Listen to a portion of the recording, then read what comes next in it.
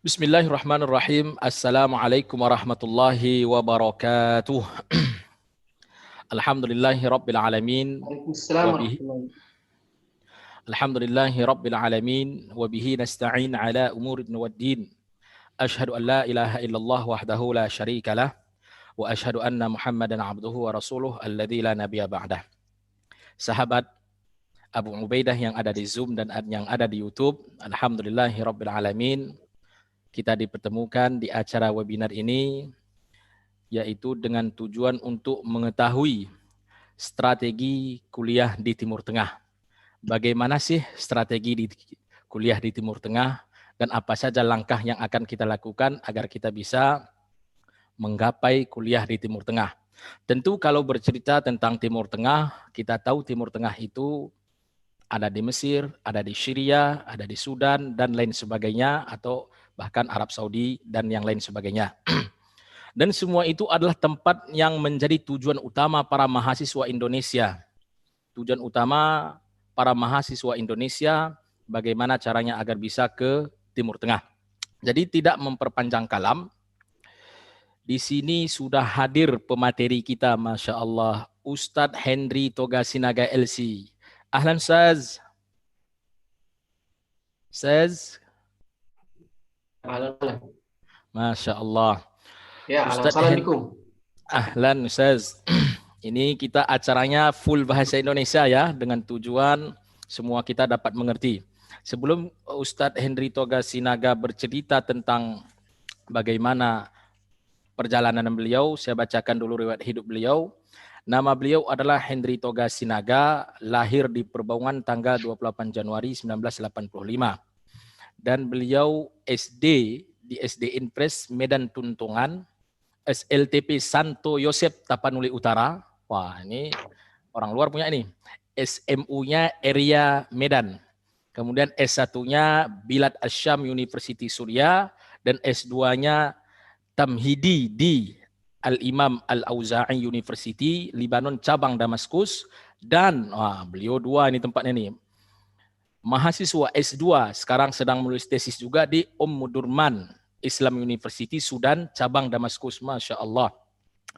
Beliau adalah alumni Ma'had Abu Ubaidah bin Al-Jarrah. Kebetulan satu angkatan dengan saya. Satu kelas dari Tamhidi sampai akhir.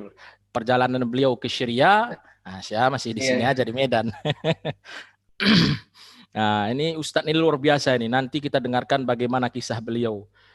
Kenapa SMP-nya bisa di Santo Yosef, SMU di area Medan, tiba-tiba kok S1-nya di Bilad Asyam University Suria. Masya Allah, ini apa? Ada apa ini? Dan bagaimana perjuangan beliau pergi ke Timur Tengah, dan nasihat nanti kita mintakan kepada beliau, kepada kita semua, kalau mau belajar bahasa Arab, di mana tempat kita belajar untuk bisa kita menggapai cita-cita kuliah di Timur Tengah. Apakah Ma'had Abu Ubaidah termasuk layak atau memang sangat layak atau cocok memang untuk dijadikan sebuah tempat belajar bahasa Arab sebelum berangkat ke Timur Tengah.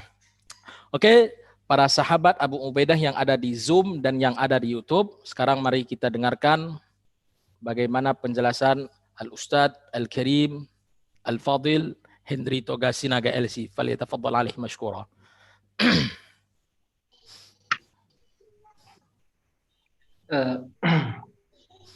Baik, bismillahirrahmanirrahim. Assalamualaikum warahmatullahi wabarakatuh. Innal hamdalillah nahmaduhu wa nasta'inuhu nastahdihi wa nastaghfiruhu wa natubu ilaihi wa natawakkal alayhi wa na'udzu billahi min shururi anfusina wa min sayyiati a'malina. May yahdihillahu fala mudilla lahu wa may yudlil fala hadiya lahu. Wa asyhadu an la ilaha illallah wahdahu la syarika lahu wa asyhadu anna Muhammadan 'abduhu wa rasuluh. Allahumma shalli wa sallim ala سيد الدعاة والمصلحين هذه الأمم وكاشف الغمم ثلم سيدنا محمد وعلى آله وصحبه ومن تبعهم بإحسان إلى يوم الدين. ربي لا تذرني فردا وأنت خير الوارثين. ربي اشرح لي صدري ويسر لي أمري واحلل عقدة من لساني يفقه قولي. أما بعد, pertama-tama marilah kita panjatkan puji syukur kita kehadirat Allah Subhanahu wa taala yang memberikan kita sehat dan kesempatan hingga kita bisa berkumpul dalam acara ini. Salawat bering salam kita haturkan kehadirat baginda Nabi besar Muhammad sallallahu alaihi wasallam. Semoga kita menjadi orang-orang istiqomah dalam menapaki jejak sunnah beliau hingga kelak mendapatkan syafaatnya di ya Rabbal Alamin. Pertama-tama juga saya ingin berterima kasih kepada Mahat Abu Ubaidah yang sudah menyelenggarakan acara ini. Yang terhormat Ustadz Munawir Sajali sebagai moderator, narasumber yang ada di Kairo, Ustadzah Uci, dan dari Saudi Ustadz Hussein Marbun. Mungkin di sini seperti yang dikatakan Ustadz Munawir Sajali, mungkin akan semacam bercerita saja karena tidak ada mungkin hal-hal tentang keilmuan ya, mungkin hanya dari sharing pengalaman.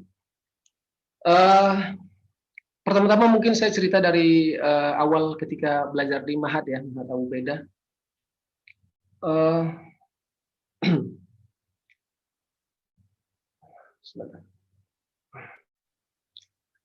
Awal itu adalah pada tahun 2008. Ketika itu umur saya 23 tahun. Singkat cerita, dengan perjuangan yang cukup dramatis dan melalui pemikiran panjang, saya memutuskan masuk Islam. Umur 23 tahun, Januari 2008. Nah, setelah itu saya tinggal di masjid karena lingkungan masjid yang sebenarnya cukup ramah kepada saya. Cuman pada masa-masa saya tidak bisa mendapatkan seseorang atau mungkin lingkungan saya merasa kurang mungkin ya diperdulikan sama lingkungan sekitar. Mungkin karena ya masing-masing manusia pasti punya kesibukan masing-masing ya. Nah, di situ saya mulai terpikir bahwa saya butuh suatu institusi tempat saya belajar agar saya bisa bisa rutin belajar dan bisa mengerti sholat, mengerti baca Quran dan lain-lain. Nah, dalam masa pencarian itu cukup lama juga. Januari saya masuk Islam, terus ketemu Mahat Abu Ubaidah sekitar 7 bulan atau 6 bulan setelah itu ya. Nah, saya mencari institusi tempat belajar, IAIN dan yang lain. Cuman karena IAIN dan yang lainnya butuh biaya, saya tidak mampu karena nggak ada yang membiayain ya. Apalagi setelah saya memutuskan masuk Islam itu saya agak jaga jarak sih zaman keluarga. Jadi salah satu seorang teman yang pada masa itu kuliah di Institut Teknologi Medan, dia sering kenalan, dia kasih tahu bahwa ada satu katanya gratis belajar di sana, studi Islam dan lembaga bahasa Arab dan studi Islam. Nah, singkat cerita saya daftar. Nah, ketika daftar, singkat cerita saya nggak diterima, nama saya keluar karena terus terang Ustadz, ya ketika ujian ya saya mau nulis nama aja nggak tahu di mana gitu. Saya sampai tanya teman sebelah saya bilang ini nulis di mana ya, saya bilang. Jadi karena pada masa-masa itu saya baru belajar huruf, membaca saja belum bisa gitu, jadi masih belajar alif bata gitu. Singkat cerita saya tidak diterima, terus saya ke idarah ya, ke bagian di kantor ya, saya bilang saya coba usaha diplomasi sedikit lah. Dia bilang dia akan usahakan. Setelah itu saya pulang, dia telepon lagi, dia bilang kamu diterima ya, dianggap diterima lah, datang aja ke Mahat belajar bersama kita. Jadi pada masa itu saya mikir mungkin saya ini dianggap anak bawang lah, ya nggak apa-apa, yang penting diterima, alhamdulillah. Nah, pengalaman di Mahat itu awal-awal belajar di Mahat itu ya mungkin seminggu pertama itu saya agak sedikit tertekan karena sama sekali nggak mengerti. Ustadz kita kan di Mahat itu kan belajar bahasa Arab ya, kata pengantarnya bahasa Arab. Jadi seminggu pertama itu saya sering mengerutkan dahi dan sering menunjukkan ketidaknyamanan lah. Nah, mungkin salah seorang ustadz kita di sana dulu mengerti hal ini tanpa saya mengungkapkan kegalauan saya. Beliau kasih nasihat buat kita semua satu kelas bahwa dalam proses belajar ini kita belajar bahasa Arab kita harus sabar. Ada proses yang harus kita lalui. Di dalam belajar bahasa Arab, misalnya ada untuk sebagai tahap awal kita butuh 4 proses. Yang pertama al-istima', ya kan, mendengarkan. Setelah itu kita hadatsa, setelah itu al-kitabah, qira'ah, setelah itu baru al-kitabah. Jadi beliau bilang kita harus ekstra sabar dan jangan mudah putus asa. Sekarang ibarat anak kecil, kita sabar saja mendengarkan. Insya Allah nanti perlahan-perlahan kita akan mulai mengerti. Nah, itulah yang memotivasi saya dan saya tetap bertahan di Mahat Ubaidah. Hingga singkat cerita, alhamdulillah semester pertama saya lulus, semester 2 lulus, semester 3 lulus, alhamdulillah. Itu berkat rahmat Allah Subhanahu wa taala. Sementara beberapa teman mungkin ya karena satu dan lain hal, meskipun lulus di pesantren, lulusnya tetap mereka tidak lulus seperti saya yang baru pemula ya belajar gitu. Setelah dari Ma'had, singkat cerita Ustadz, kita dulu sama-sama tahun 2010 antum daftar di saya coba daftar di Yaman. Nah, di Yaman sebenarnya melalui syarat saya tidak memenuhi syarat. Terlebih dari segi umur ya. Umur saya sudah 25 tahun ya.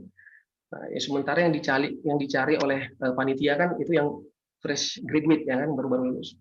Nah, tapi dengan lagi-lagi saya coba diplomasi kecil-kecilan, saya bujuk mereka menerima saya, Al-Ahqaf, panitia penerimaan beasiswa Universitas Al-Ahqaf. Mereka terima saya, tapi dengan syarat bahwa saya itu tidak dapat beasiswa, jadi saya diterima belajar untuk tapi biaya sendiri. Jadi biaya yang diminta pada masa itu untuk biaya pendidikan dan untuk biaya safar sekitar 40 juta. Singkat cerita saya terima, yang penting saya dapat rekomendasi. Melalui rekomendasi itu salah seorang keluarga angkat saya di Medan menyarankan untuk membuat proposal. Setelah itu saya ajukan ke salah satu perusahaan BUMN di Medan. Alhamdulillah mereka berkenan dan memanggil saya dan menyerahkan biaya bantuan untuk pendidikan. Tapi pada masa itu saya hanya meminta sekitar 20 juta karena niat saya tidak akan berangkat ke Yaman pada masa itu karena beberapa pertimbangan yaitu mungkin saya takut tidak akan bisa membayar biaya kuliah di sana yang cukup gede. Setelah itu saya tanya juga minta nasihat kepada para asatidzah, kebanyakan beliau menyarankan saya pergi ke Suriah. Dan pada waktu yang sama masa itu sebelum saya berangkat ke Suriah itu almarhum Syekh Wahbah Zuhaili berkunjung ke Medan. Jadi beliau sarankan saya berangkat ke Suriah. Singkat cerita, setelah menerima biaya pendidikan, saya berangkat ke Jakarta. Saya ke daerah Kuningan, saya ajukan visa ke Kedutaan Besar Suriah yang ada di Jakarta, Kuningan. Lagi-lagi dengan proses yang cukup dramatis ya, antara dapat dan tidak dapat, kita cari rekomendasi dari banyak pihak ya, bahkan dari anggota DPR, kita coba cari kenalan, ternyata nggak tembus juga. Ya singkat cerita, dengan proses yang cukup dramatis, akhirnya dalam waktu 2 minggu dan kita mendapatkan visa itu. Setelah dapat, alhamdulillah saya langsung berangkat ke Suriah. Di Suriah juga sesaat setelah sampai kita disambut oleh salah seorang mahasiswa dari Medan. yang sebelumnya sudah kita kabarin jadwal keberangkatan kita. Nah, setelah sampai ya disitulah mungkin ya itu sekitar bulan Oktober tanggal 13 2010, disitulah sejak saat itu bermula awalnya apa namanya ya kisah kasih suka duka perjalanan hidup dan pengembaraan kita dalam menuntut ilmu di Suriah. Nah, selanjutnya ketika sampai di Suriah, saya mencoba daftar di kuliah di Universitas Ahmad Kaftaru Bilad Syam.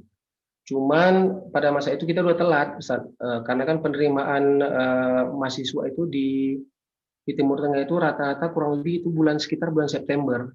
Nah, ketika Oktober itu sudah mulai tahun ajaran baru, sudah mulai kegiatan belajar mengajar. Nah, setelah itu saya putuskan saya belajar ikut persiapan bahasa lagi. Saya memperdalam bahasa saya karena saya merasa ketika awal-awal masuk kampus tahun 2010 di sini, saya merasa belum cukup memahami penjelasan dari dosen. Karena kan mereka itu native speaker ya, bukan seperti kita ustadz-ustadz yang ada di Indonesia. Meskipun mereka belajarnya dulu di Timur Tengah. Nah, dari nisbah 100% yang mereka jelaskan, itu yang mungkin sekitar saya pahami sekitar 30%. Nah, kebetulan kita juga sudah telat datang ke Suriah, makanya saya putuskan lagi untuk masuk ke Ma'had Lughah. Jadi saya persiapan bahasa Arab lagi setahun. Di luar bahasa Arab, saya banyak talaki juga, yang banyak belajar ini di masjid atau sama dengan senior-senior kita di sini belajar bahasa Arab ya, kaidah-kaidah bahasa Arab, nahwu, shorof dan lain-lain. Setelah itu tahun 2011 saya baru mulai terdaftar di Jamiah Bilad Syam, menjalani proses pendidikan 4 tahun. Alhamdulillah 2015 saya lulus dan umur saya sudah 30 tahun ya. Jadi cukup memang sudah 30 tahun. Setelah itu 2016 saya sempat off kurang lebih 2015 saya daftar langsung S2 di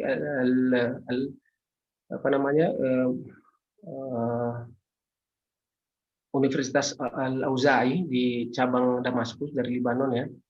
Setahun saya selesaikan tamhidi, ketika 2016 saya selesai. Namun 2016 sampai 2020 off gitu, karena disibukkan dengan dengan keluarga dan lain-lain lah satu hal. Jadi mulai 2020 ini saya mencoba untuk menyambung pendidikan S2 saya yang sempat saya tinggalkan. Nah, sekarang saya sudah masuk masa sedang proses menulis tesis ya, sudah ajukan proposal, tinggal perbaikan dan setelah itu menulis. Bisa saya ceritakan ya.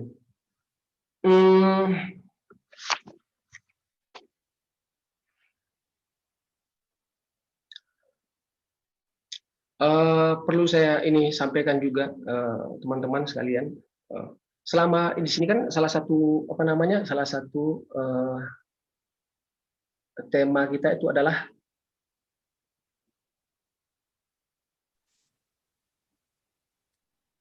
bagaimana meraih beasiswa untuk studi di Timur Tengah.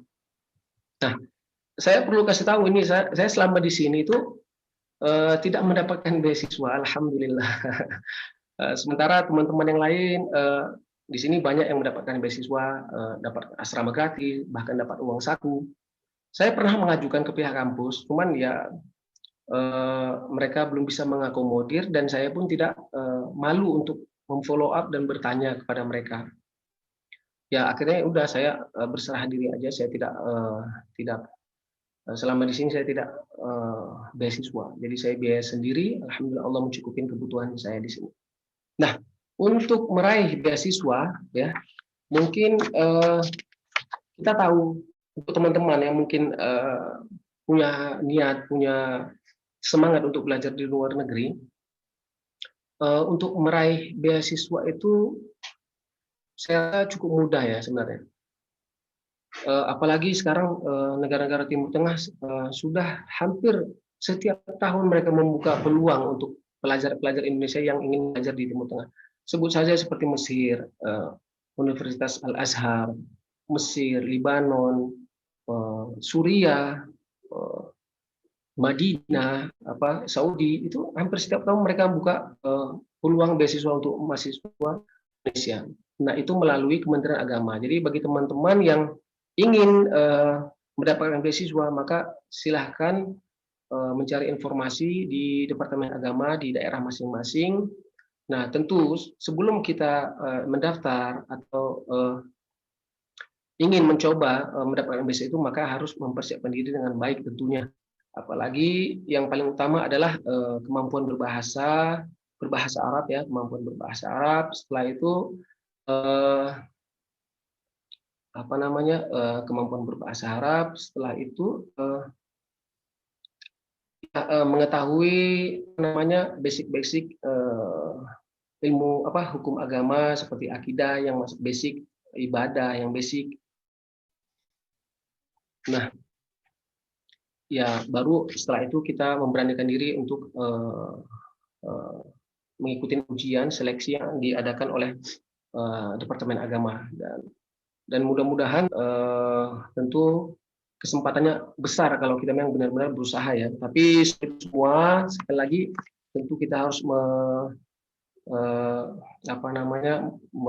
meluruskan niat kita karena Allah Subhanahu Wa Taala. Setelah itu kita berdoa, baru kita usaha. Itu mungkin ya strategi ya untuk mendapatkan beasiswa di Timur Tengah.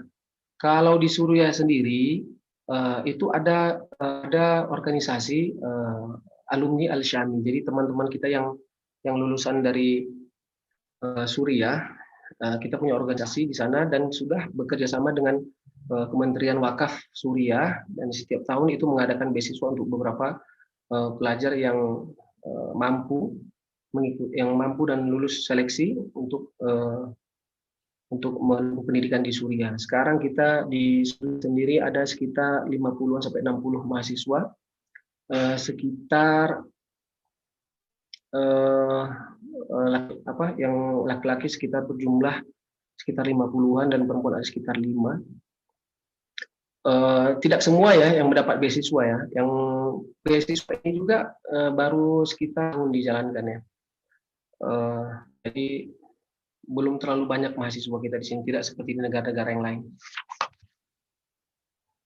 Oke, mungkin itu ya untuk strategi atau bagaimana mendapatkan beasiswa di Timur Tengah ya. Sudah banyak beasiswa melalui Kementerian Agama. Jadi teman-teman memilih belajar yang sungguh-sungguh, insya Allah kalau punya gigih dan yakin, insya Allah akan bisa belajar di Timur Tengah. Nah, untuk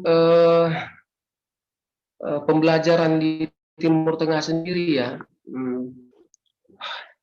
Timur Tengah sebagai asal kelahiran Islam hingga saat ini, kita ingin bahwa Timur Tengah masih menjadi kiblat ilmu agama ya.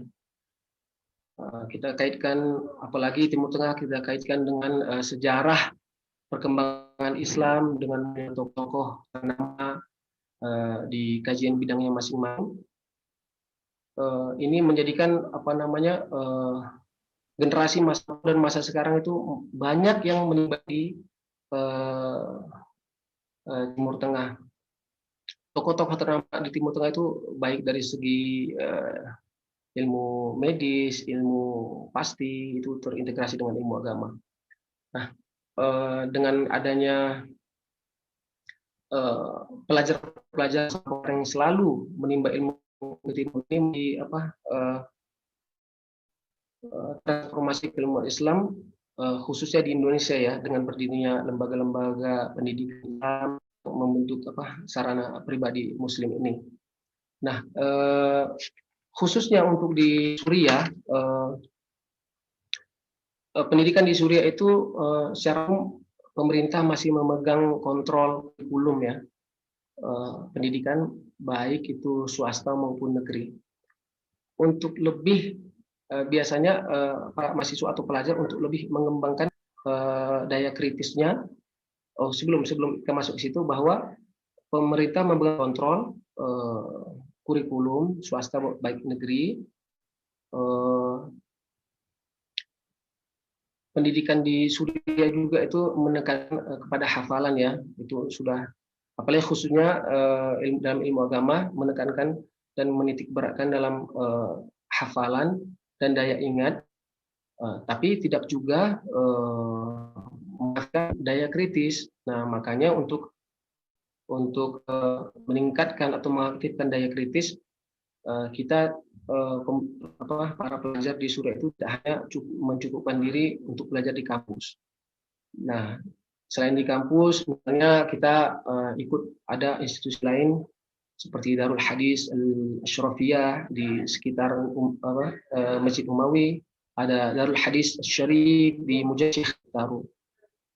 Nah, kita harus aktif menyibukkan diri di luar institusi kampus agar kita menimba wawasan kita semakin luas dan daya kritis kita juga semakin baik.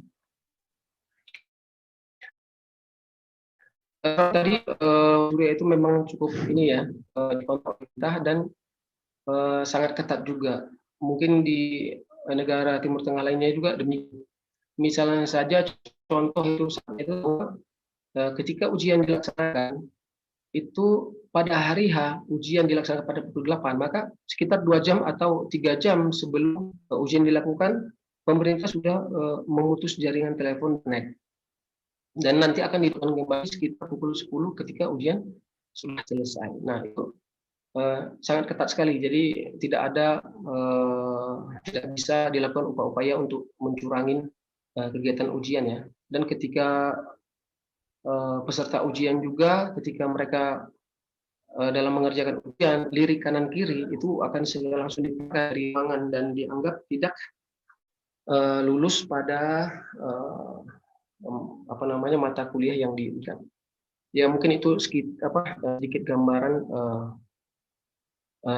proses belajar di Suriah.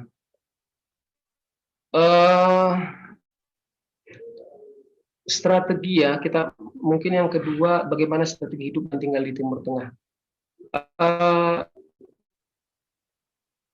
Strategi hidup dan tinggal di Timur Tengah. Mungkin saya bisa bilang strategi hidup ya, setelah kita sampai di sini ya kita harus banyak bergaul ya, banyak bergaul dan aktif menimba ilmu, banyak bergaul dengan teman-teman orang Suriah atau orang Timur Tengah dimanapun ya, teman-teman nantinya akan menemu. Terus sering mengikuti kajian ustadz, kajian para masyayikh, dan sering bergaul dengan orang-orang setempat juga, cari teman-teman yang baik. Nah, di situ dengan bergaul dan bersosialisasi dengan mereka, kita akan betah dan kita akan merasa bahwa ini adalah kampung kita sendiri. Jadi itu strateginya, kita akan menjadi betah ya. Setelah itu ya kita menjauhi teman-teman mungkin yang teman-teman yang kurang serius dalam belajar, karena kalau kita bergaul dengan mereka kita akan terpengaruh dan sehingga kita tidak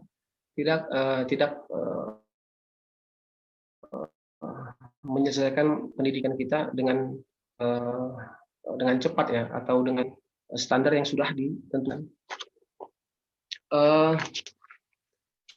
Strategi hidup lagi apa lagi ya soalnya.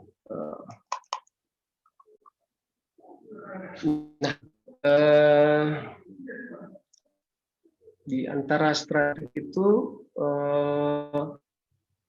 mungkin kita jangan boros ya, mungkin harus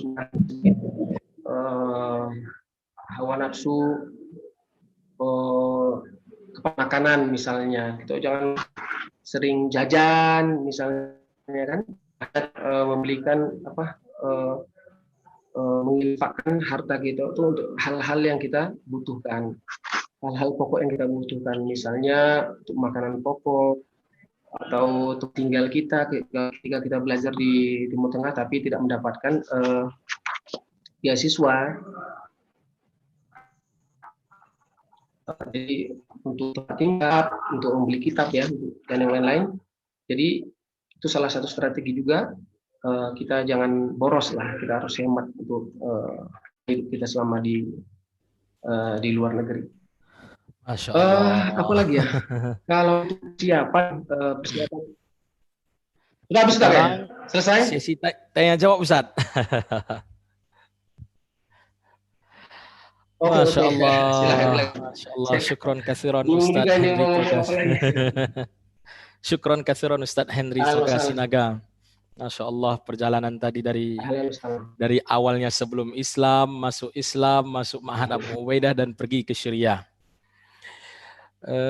Ternyata guru kita, Mudir Ma'had Abu Ubaidah Al-Ustadz Fajar Hasan Mursyid LCMA juga menyaksikan acara kita ini Ustaz. Masya Allah. Ahlan Ustaz, kaifa halukum Ustazi? Terima kasih Ustaz Fajar. Nastaqu ilaikum Ustaz Maulana. Kaifa Suria halian? Alhamdulillah Ustaz. Suria bi khair Ustaz. Allah barik fikum. Alhamdulillah. Ana daiman عندي اتصالات مع الإخوة في دمشق أستاذ بسام عبد السلام نعم مستمر يعني نعم نعم سيدي وإن شاء الله سوف أنا نؤكد العلاقات لكي نرسل أبناءنا إلى سوريا بإذن الله تعالى إن شاء الله إن شاء الله أستاذ إن شاء الله Masya Allah, barakallah fikum Ustaz. Jadi para sahabat Abu Ubaidah yang dirahmati Allah Subhanahu wa taala yang ada di Zoom dan yang ada di YouTube, tadi telah kita dengarkan bagaimana perjuangan Ustadz Henry Toga Sinaga mencapai atau menggapai cita-cita meraih ilmu agama, perjuangan dari sebelum Islam sehingga masuk ke dalam Islam, dan ternyata beliau sudah berumur masuk ke Abu Ubaidah umur 25 tahun, belum tahu ilmu bahasa Arab, masuk ke Abu Ubaidah, dan alhamdulillah di Abu Ubaidah beliau menimba ilmu bahasa Arab. Dengan ilmu tersebut alhamdulillah beliau bisa menyambung kuliah di Timur Tengah. Jadi ada satu pertanyaan nih Ustadz. Kira-kira antum sebelum masuk ke Abu Ubaidah Ustadz, dulu kira-kira bahasa Arab apa yang antum ketahui Ustadz? Apa kalimat apa yang antum ketahui sebelum masuk Abu Ubaidah? Iya. Iya. Kalau sebelum Ma'had Abu Ubaidah, saya sama sekali nggak tahu Ustaz bahasa Arab. Cuma yang saya sekali nggak tahu Ustaz ya. Asyhadu an la ilaha illallah Muhammadur Rasulullah. Masya Allah. Berarti dua kalimat syahadat. Masih belajar huruf, Masya Allah. Jadi sahabat Abu Ubaidah yang dirahmati Allah yang ada di Zoom dan yang ada di YouTube, berarti Ustadz Henry Toga Sinaga sebelum masuk ke Abu Ubaidah yang beliau ketahui tentang bahasa Arab hanya syahadatain. Bayangkan kita yang sudah masuk Islam, apa yang kita ketahui? Kita sudah bisa membaca surah Al-Fatihah, bisa membaca bacaan bahasa Arab yang lainnya. Apakah kita tidak mengembangkan ilmu tersebut? Ustadz Henry Toga Sinaga yang hanya tahu dengan dua kalimat syahadat saja, beliau tetap tekun, beliau rajin belajar sehingga bisa menggapai cita-cita ke Timur Tengah. Nah, sekarang kepada sahabat Abu Ubaidah yang dirahmati Allah Subhanahu wa taala yang ada di Zoom dan yang ada di YouTube, kita berikan pertanyaan, kita berikan kesempatan kepada sahabat-sahabat sekalian untuk bertanya kepada Ustadz Henry Toga Sinaga. Pertanyaannya kita ambil daripada chat ya. Tadi ada beberapa pertanyaan nih. Ini ada pertanyaan. Pertanyaan kan saya bacakan.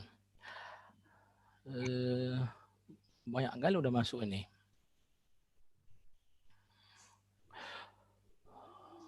Ustadz, ini dari Penyeduh Rindu.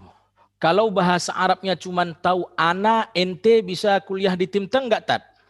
Kira-kira gimana itu Ustadz Henry? Dia taunya cuma dua kata, ana dan ente. Itu aja dia ketahui bahasa Arab. Kira-kira bisa enggak kuliah di Timur Tengah? Insya Allah bisa. Ah. Bisa. Anak ente bisa keluar, tapi ya tidak masuk kuliah. Ya masuk di tadrib lughah lagi kan, masuk ke Hmm. persiapan bahasa dulu. Nah, setelah kalau Allah memudahkan perjalanan antum bisa kemari, di sini ya kita daftarkan di di persiapan bahasa. Setelah itu, insya Allah setahun ya, setahun kalau kita memang serius, setahun bisa langsung masuk kuliah. Saya ngerasa itu di sini, insya Allah setahun cukup. Oh, Tapi dengan berarti syarat ya, mungkin hmm. minimal sehari 8 jam ini baca kitab, sehari 8 jam belajar. Nah, itu insya Allah bisa. Oh, berarti bisa. Satu lagi pertanyaannya. Bisa. Ustaz, untuk S2 berapa juz hafalan Al-Quran yang butuhkan sebagai syaratnya di sana? Nah, kira-kira berapa juz Ustaz untuk S2 di sana? Eh, waktu di Auza'i diminta sekitar 2 juz juga. Di Umunarban juga sekitar 2 juz. 2 juz saja. Itu di Tamhidi kita hanya dites 2 juz untuk Oh, S2. berarti untuk S2 di sana dibutuhkan 2 Sama juz dengan hafalan S1 Al-Quran. kurang lebih setiap tahun itu 2 juz biasa. Oh, Ya. berarti 2 juz Ustaz ya. Oke, sekarang gini Ustaz, Kecuali apa? masuk di fakultas Quran ya, itu 30 juz. Oh, gitu ya. Tergantung ininya jurusannya. Jurusannya Ustaz ya. Iya, kalau mau belajar tafsir ini harus 30 juz. Oh, oke Ustaz. Sekarang ini Ustadz, kira-kira kalau kami mau belajar ke Timur Tengah Ustadz, menurut Antum tempat yang terbaik belajar bahasa Arab di Indonesia sebelum ke Timur Tengah, di mana Ustadz? Kalau menurut Antum yang terbaik sekarang ini Ustadz? Agar kami tahu Ustadz, di mana tempat belajar bahasa Arab.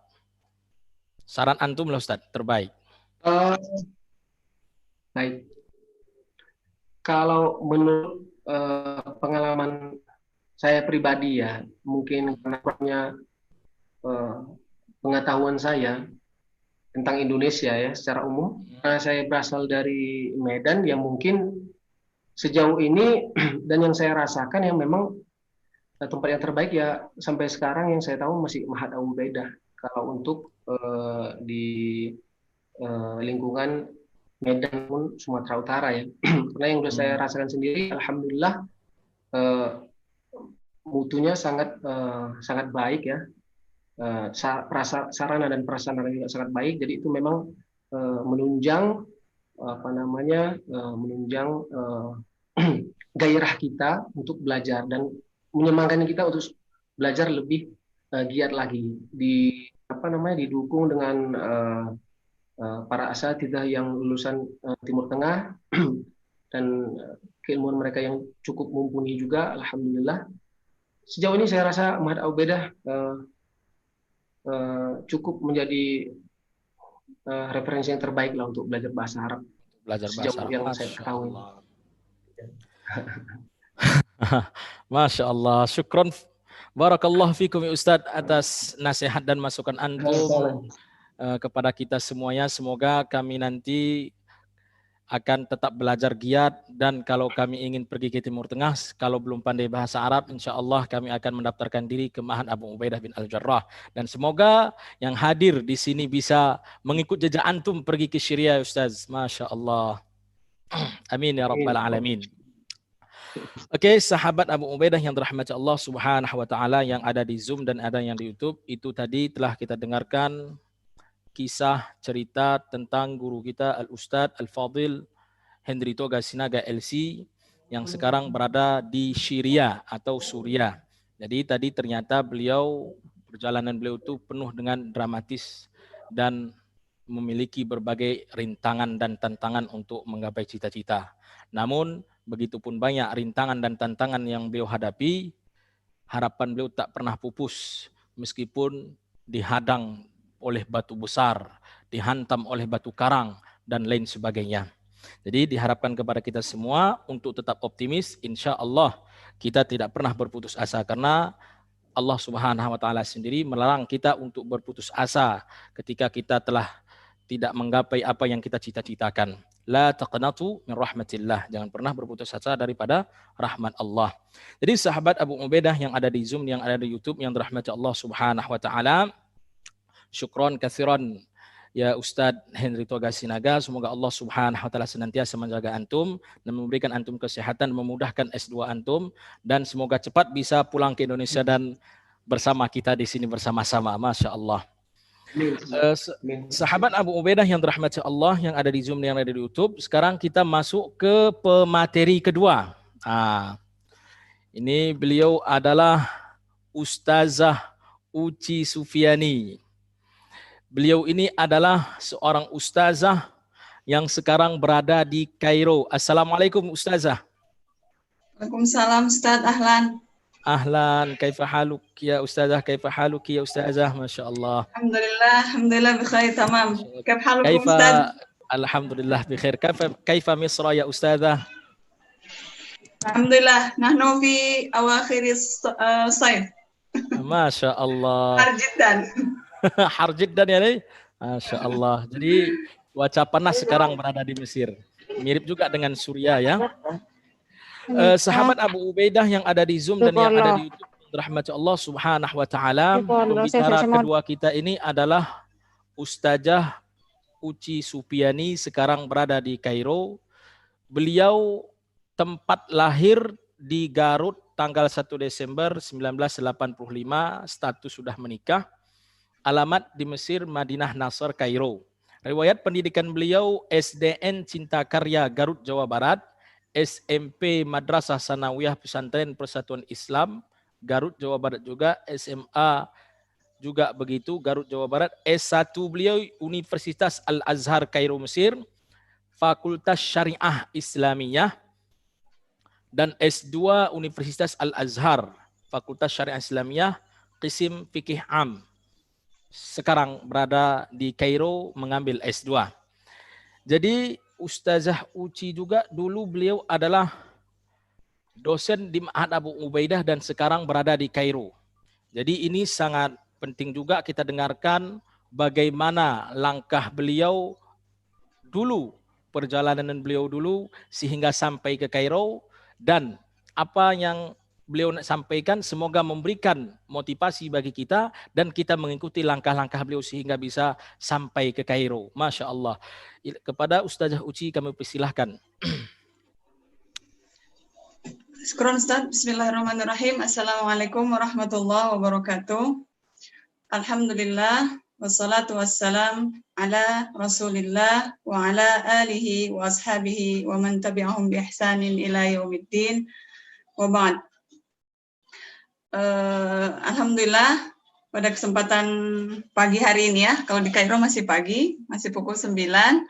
Alhamdulillah hari ini masih diberikan kesempatan oleh Allah untuk bersilaturahmi walaupun jarak kita yang sangat jauh.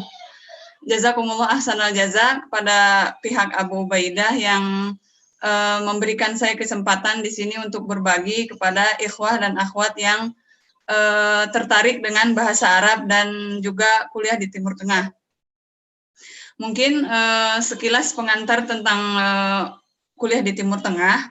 Jadi rata-rata di Indonesia ketika orang dari pesantren ataupun non pesantren ya, ada berbagai motif dia kenapa ingin kuliah di universitas yang ada di Timur Tengah. Mungkin kebanyakan orang berpikir yang pertama karena kualitas, bukan berarti kita menganggap bahwa kampus yang ada di negara kita kualitasnya tidak bagus, akan tetapi kembali lagi karena kita tahu agama Islam itu diturunkannya di negeri Arab, jadi otomatis sumber ilmu pengetahuan itu berada di Arab gitu kan, di Timur Tengah. Mungkin di sini biasanya menjadi motif utama kita sebagai tulabul ilmi ingin kuliah di Timur Tengah karena kita bisa berinteraksi langsung dengan masyayikh, dengan ahlinya. Tuh, karena mungkin mereka ketika Al-Quran diturunkan di negara Arab, kemudian pokok-pokok agama Islam itu berbahasa Arab, maka otomatis yang lebih paham dengan ilmu-ilmu itu adalah orang Arab, maka itu menuntut kita untuk kuliah di negara Arab, di Timur Tengah. Kemudian juga keistimewaan yang lain yang ingin kita dapatkan ketika kita kuliah di Timur Tengah itu adalah akses kitab-kitab yang menjadi sumber pengetahuan Islam itu sendiri mudah kita dapatkan. Referensi langsung di sini seperti turos-turos yang ya mungkin kita agak susah mendapatkannya ya kalau di negara kita gitu. Jadi motif orang, alasan kuat, mungkin itu. Kemudian juga ada faktor lain, yaitu faktor ekonomi atau dari segi biaya. Ketika kuliah di Timur Tengah ini, kenapa biayanya relatif murah, jauh dibandingkan dengan biaya kuliah di Indonesia dengan kualitas yang sama, bahkan jauh lebih baik gitu. Tetapi dengan cost atau dengan biaya yang sangat minimal itu, dan sangat terjangkau untuk kalangan menengah ke bawah seperti itu. Jadi itu. Kemudian di negara Timur Tengah juga khususnya Mesir yang saya berada sekarang ini banyak lembaga-lembaga penyedia beasiswa untuk bantuan studi. Di Al-Azhar sendiri, di Mesir sendiri Al-Azhar dan berbagai penyedia, lebih dari 3 penyedia penyedia beasiswa bantuan untuk pelajar. Bahkan Kementerian Pendidikannya dan Kementerian Luar Negeri di sini juga memberikan beasiswa bahkan untuk pelajar yang mengambil jurusan non-agama, seperti itu. Jadi menarik sekali ketika kita membicarakan kuliah di Timur Tengah, maka orang banyak tertarik dengan alasan-alasan itu. Kemudian mungkin alasan yang lain juga prestis gitu. Saya prestis karena misalnya yang saya rasakan sendiri, karena mungkin akses masyayikh, akses para dosen, para pengajar ke sumber ilmu itu langsung bersanad gitu kan. Jadi dirasa kualitasnya itu dan ilmunya itu lebih berisi, lebih bergizi gitu dibandingkan kita mempelajari dari yang sudah disaring. Kalau dari kitabnya langsung, dari masyayikhnya langsung, mereka menyampaikan dari sumbernya langsung. Tetapi kalau sudah diterjemahkan, itu zuknya berbeda ya, rasanya beda gitu. Kalau sudah hasil terjemahan, hasil olahan lagi. Seperti itu. Kemudian mungkin ada alasan kebanggaan juga, saya merasa di luar negeri ini lebih baik, karena yaitu alasan sumber utama ilmu itu ada di negara Arab. Kemudian sekarang juga mungkin orang tertarik untuk kuliah di Timur Tengah ketika melihat alumni-alumni Timur Tengah yang sudah mulai kelihatan gaungnya, seperti misalnya TGB yang bisa menduduki posisi gubernur misalnya, atau Ustadz Abdul Somad yang jemaahnya luar biasa, atau Ustadz Adi Hidayat yang keilmuannya Masya Allah, seperti itu. Itu juga menjadi daya tarik untuk kuliah di Timur Tengah. Dan kelebihan lain bisa kuliah di Timur Tengah ini juga bisa sambil tur. Ketika kita ada waktu libur, kita bisa menjelajahi situs-situs Islam yang bersejarah. Ya, kembali lagi, semua tahu ya, para nabi, rasul itu diutus di negara Timur Tengah ya. Di Mesir, seperti di Mesir, nabi, kemudian peninggalan para ulama, salafus soleh di sini banyak gitu ya. Maaf saya menyampaikan di Mesir karena yang saya ketahui di Mesir ya. Di Mesir terdapat misalnya makam Imam Syafi'i, kemudian sejarah Nabi Musa bisa kita lihat dan lain sebagainya gitu kan.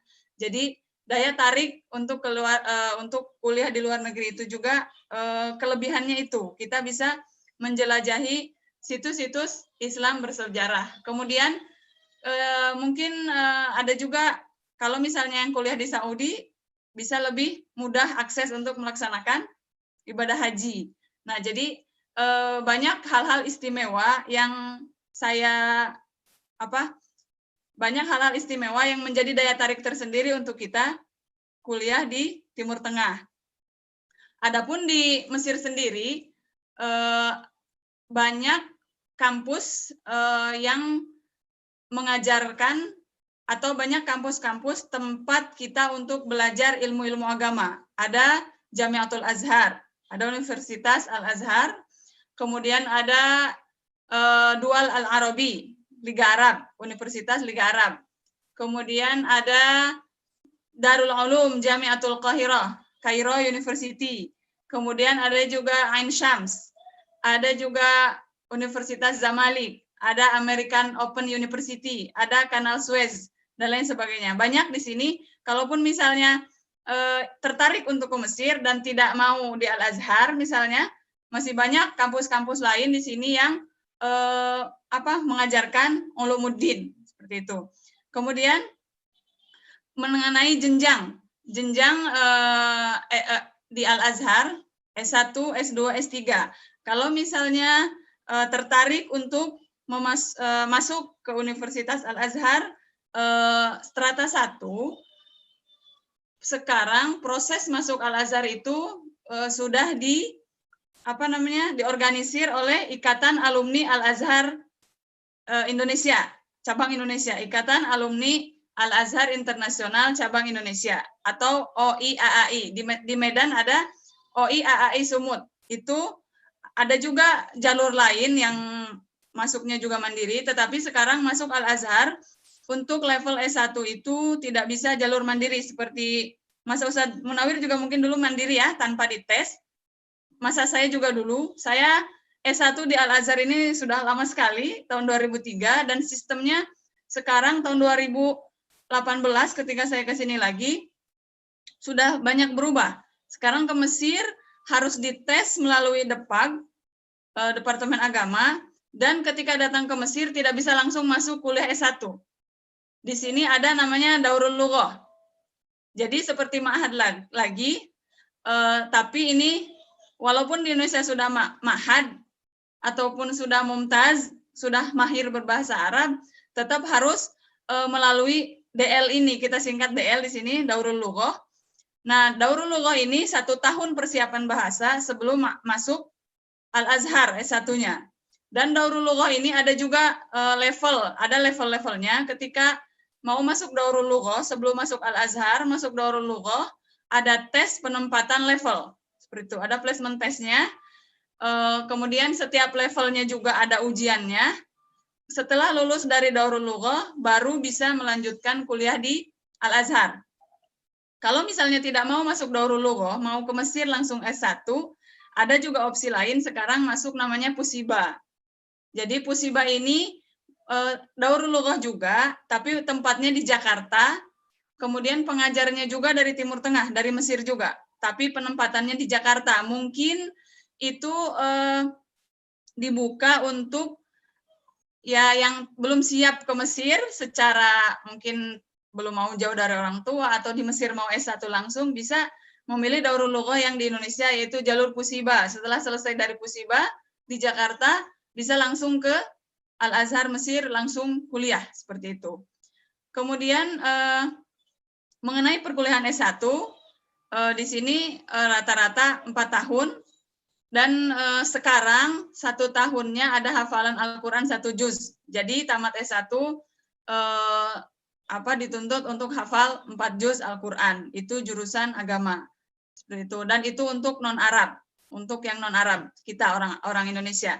Nah, kalau di kuliah S2 di Al-Azhar tidak bisa sembarangan lulusan alumni non-Azhar masuk. Bahkan alumni Azhar sendiri belum tentu diterima di S2 Al-Azhar.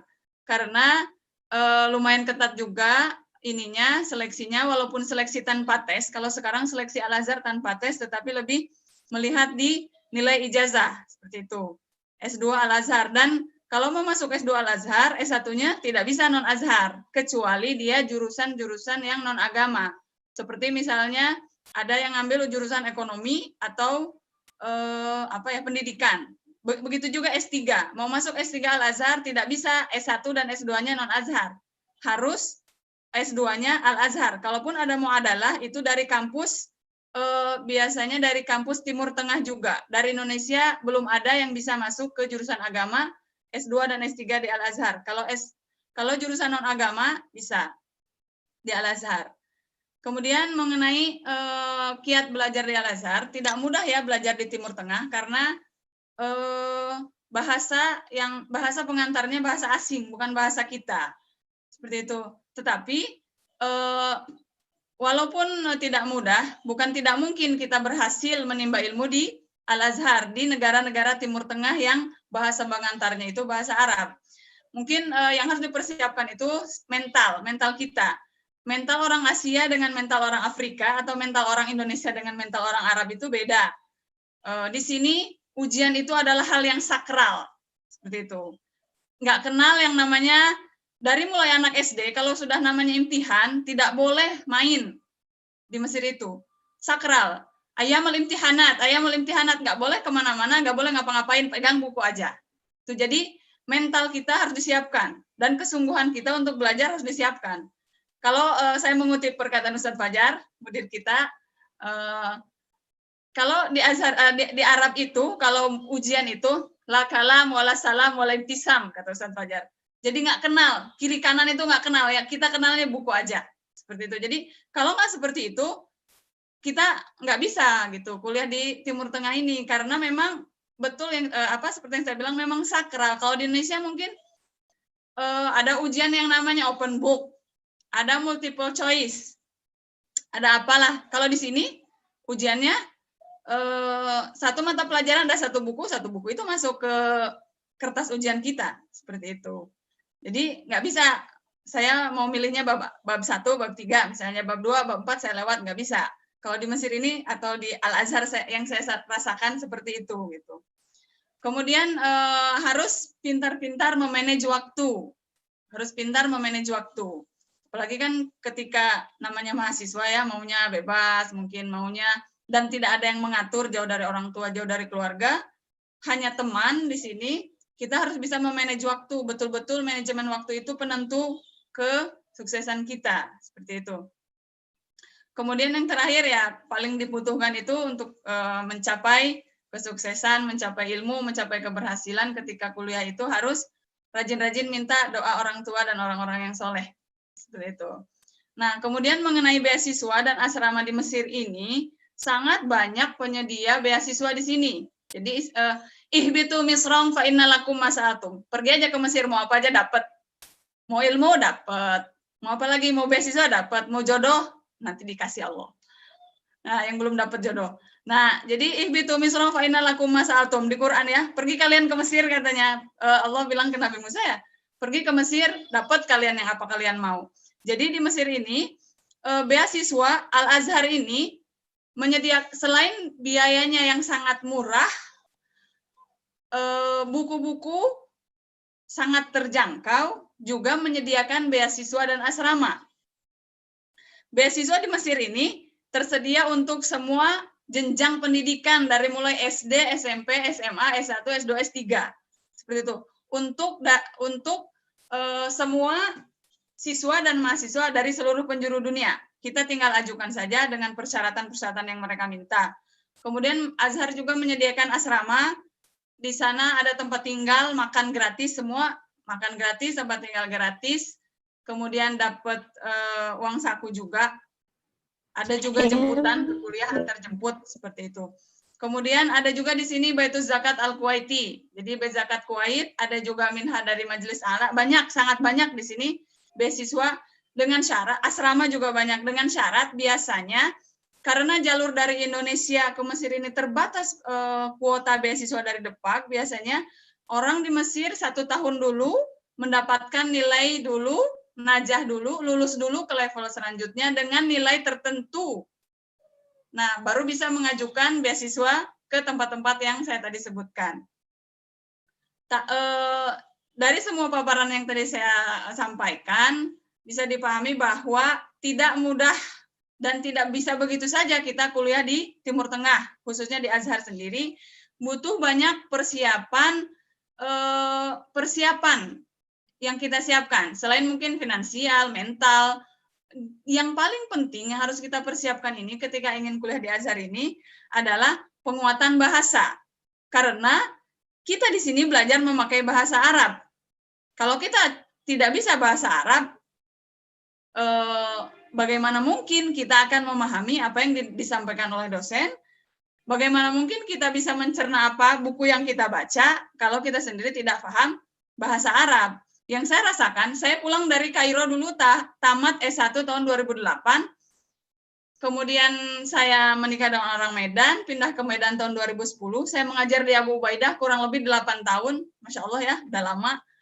8 tahun saya mengajar di Abu Ubaidah.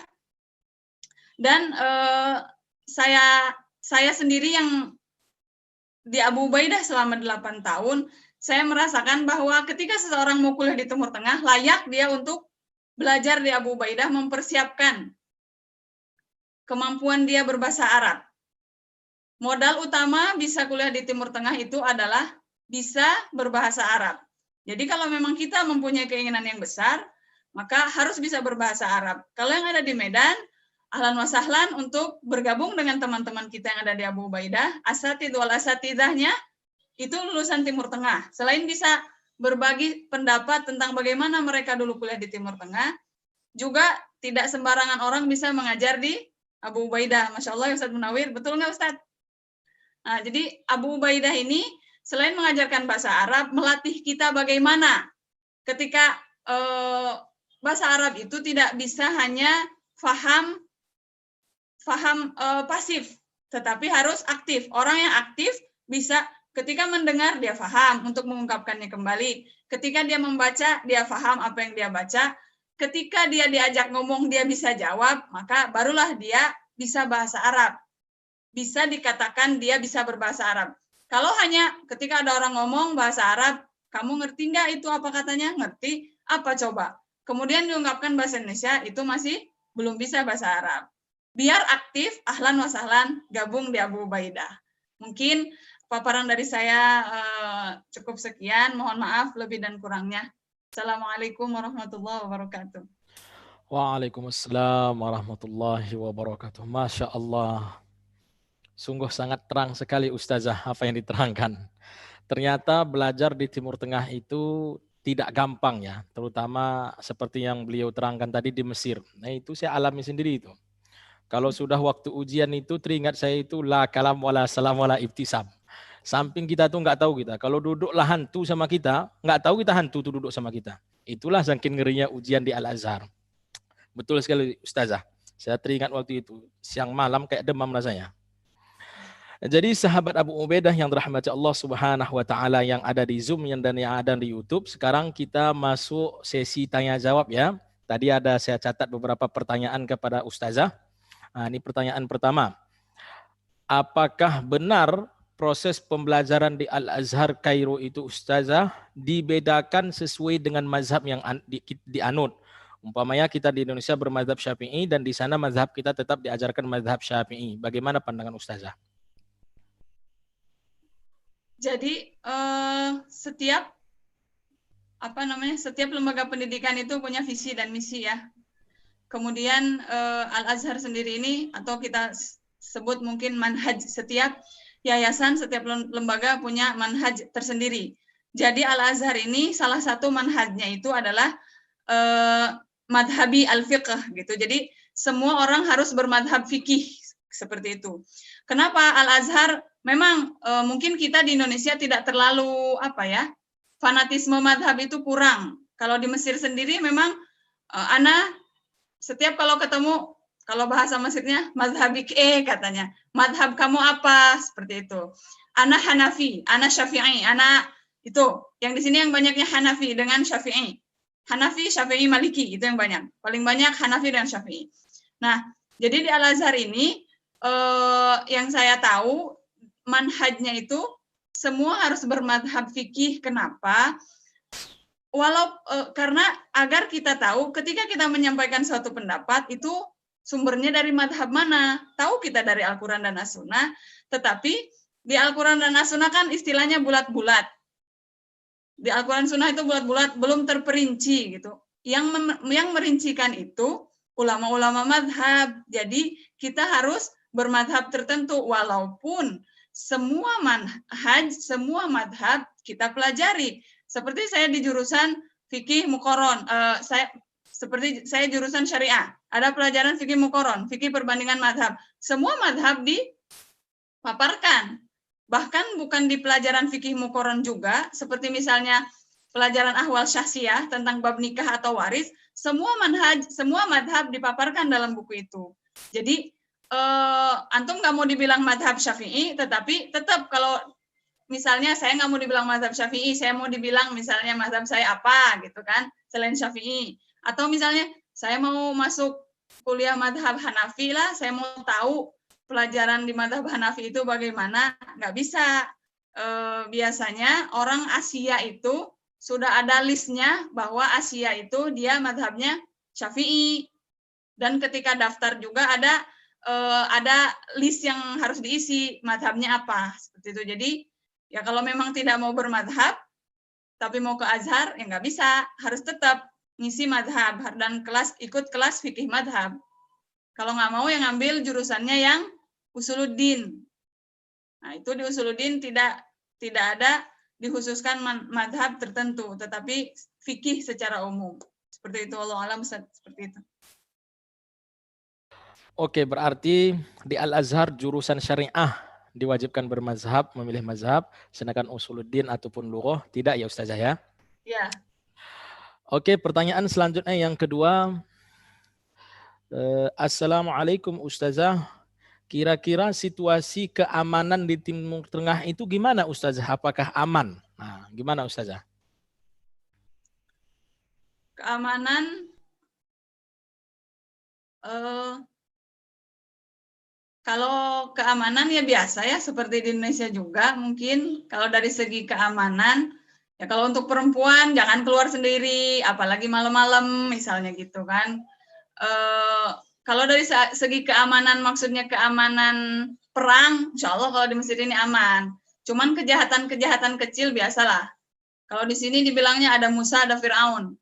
Kalau yang penjahat-penjahat berarti turunan Fir'aun, kalau yang baik-baik turunan Nabi Musa, kami bilang seperti itu. Jadi kalau keamanan yang ya biasa sama aja seperti di Indonesia gitu. Kalau menyangkut perang dan lain sebagainya, cuman di sini jangan berani ngomong masalah politik yang berbeda dengan pemerintah. Jangan menyimpan buku-buku yang dilarang oleh pemerintah. Jangan nge-share foto-foto yang bertentangan dengan paham pemerintah seperti itu. Walaupun itu ulama-ulama yang lurus gitu, tapi di sini nggak boleh.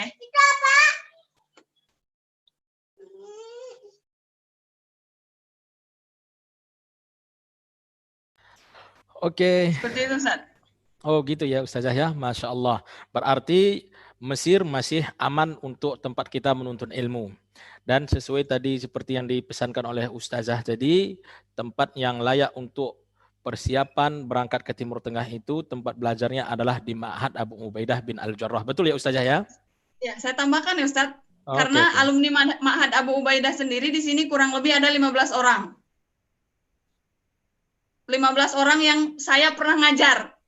Saya dari tahun, jadi di sini saya kurang lebih ada 15 orang.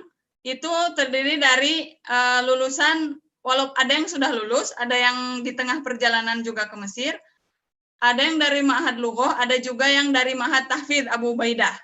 Jadi di sini kami alhamdulillah sudah banyak teman yang dari Abu Ubaidah. Sudah bisa buat ikatan alumni Abu Ubaidah. Yang Banat saja ya. Yang Banin saya kurang akses Ustaz di sini. Ya, Masya Allah. Berarti sudah banyak Ustazah ya, yang antum ajar saja sudah 15 orang di sana. Masya Allah. Ya, banyak. Ini udah bisa dibuat ikatan ini. Berarti teman-teman sahabat Abu Ubaidah yang dirahmati Allah Subhanahu wa taala yang ada di Zoom dan yang ada di YouTube, yang masih mencari jati diri mau belajar bahasa Arab, tempatnya adalah Ma'had Abu Ubaidah bin Al-Jarrah. Jadi jika antum menginginkan tempat pembelajaran yang cocok atau antum punya cita-cita ingin belajar ke Timur Tengah, kita telah dengarkan tadi apa yang diterangkan oleh Ustazah Uji. Syukran katsiran ya Ustazah, terima kasih banyak, Masya Allah. Semoga Allah Subhanahu wa taala menjaga antum di sana dan suami dan juga anak. Allah lancarkan sekolah antum, Ustazah dan suami dan semuanya aman-aman saja di sana Ustazah. Syukran. Masya Allah, barakallah fiki ya Ustazah, Masya Allah. Oke, sahabat Abu Ubaidah yang dirahmati Allah Subhanahu wa taala yang ada di Zoom dan yang ada di YouTube, tadi telah kita dengarkan paparan Ustazah Uci Sufiani yang telah menjelaskan bahwasanya ternyata belajar di Timur Tengah itu terutama di Mesir ya, memang enak di sana, cuman ketika waktu ujian sangat di sana sangat sakral. Sehingga beliau mengutip tadi perkataan guru kita, mudir kita, Ustadz Fajr Hasan Mursyid, Apa kata beliau? La kalam wala salam wala ibtisam. Itulah yang dirasakan oleh para mahasiswa Al-Azhar. Apa artinya kata ini, Ustaz? Artinya maknanya itu nggak ada lagi apapun kita tahu. Cakap nggak ada, salam nggak ada, senyum nggak ada. Artinya nggak tahu kita siapa di samping kita. Saking sakralnya ujian itu. Itulah yang kita rasakan ketika ujian. Kenapa? Karena satu kitab itu plak masuk ke ujian. Harus masuk ke kepala itu. Nah itulah saking ngerinya di sana. Nggak cukup kita hafal bab 1, kemudian bab 3 udah enggak. Mulai dari awal kulit sampai akhir kulit itulah wajib kita hafal. Namun semua itu bisa digapai kalau bahasa Arab kita kuat. Dan seperti yang diserangkan oleh Ustazah Uci tadi, tempat persiapan bahasa yang mantap dan menurut beliau sangat bagus. Dan itu juga sudah saya rasakan adalah Ma'had Abu Ubaidah bin Al-Jarrah. Oke, sekarang kita masuk ke materi yang ketiga. Ustadz Husin Marbun. Ahlan Ustaz. Ahlan Ustaz, kif halukum? Masya Allah, kaifal hal ya Ustadz? Alhamdulillah, bi khair, kif halukum? Alhamdulillah, bi khair. Allah Ini adalah pemateri kita yang ketiga. Beliau sekarang berada di Arab Saudi ya. Ustadz Husin Marbun, beliau juga alumni Ma'had Abu Ubaidah bin Al-Jarrah. Ustadz Marbun. Ya Ustaz? Lagi pulang kampung sekarang. Oh, berarti dari pulang kampung Ustaz? Masya Allah. Ya. Berarti bukan di Arab Saudi Ustaz? Sekarang lagi di Medan Ustaz. Masya Allah. Berarti dekat, bisa jalan-jalan kemarin Ustaz. Anak kira live dari Arab Saudi. Rupanya live dari Medan ya. Masya Allah. Oke, sahabat semuanya, saya bacakan dulu CV beliau. Nama beliau adalah Husin Marbun. Tempat tanggal lahir beliau di Tapanuli Tengah 19 Oktober 1993. Beliau sudah menikah. Sekarang kota alamat atau tempat beliau belajar itu di Riyadh. Dan riwayat pendidikan beliau itu SD negeri berapa ini, banyak kali angkanya. 153.042 Man 2 Mas. Kemudian SMP negeri 1 Man 2 Mas. Kemudian SMA negeri 1 Man 2 Mas. Kemudian pada tahun 2012 sampai 2014 beliau kuliah di Ma'had Abu Ubaidah bin Al-Jarrah. Dan setelah itu beliau menyambung kuliah di International University of Africa, Sudan. Beliau mengambil jurusan tafsir dan ulumul Quran di sana. Dan alhamdulillah beliau mendapat beasiswa dan beliau masuk ke Frans Sattam bin Abdul Aziz University, Dirasat Islamiyah Strata S1 yang berada di Riyadh sekarang ini. Masya Allah. Beliau adalah mahasiswa yang ada di Riyadh. Jadi sahabat Abu Ubaidah yang dirahmati Allah Subhanahu wa taala yang ada di Zoom dan yang ada di YouTube, sekarang kita akan mendengarkan penjelasan dari Ustadz Marbun bagaimana kiat-kiat dan apa pengalaman beliau dan apa yang kita ambil dari beliau tentang strategi belajar di Timur Tengah dan mana tempat yang paling bagus yang beliau rekomendasikan nanti sebelum berangkat ke Timur Tengah yang beliau alami, yang akan kita masuki jika kita ingin mengikuti jejak beliau. Kepada Ustadz kami persilahkan. Bismillahirrahmanirrahim. Alhamdulillahirabbil alamin.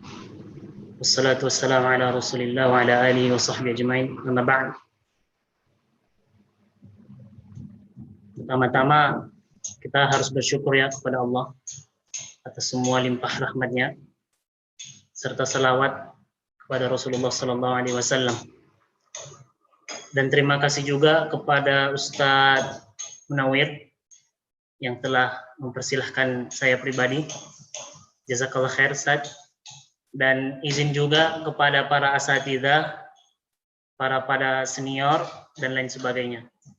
Sebenarnya Ustaz, Ana ada buat PowerPoint Ustaz supaya lebih terarah gitu, biar enak lah istilahnya. Sebentar Ustaz ya. Boleh Ustaz. Boleh.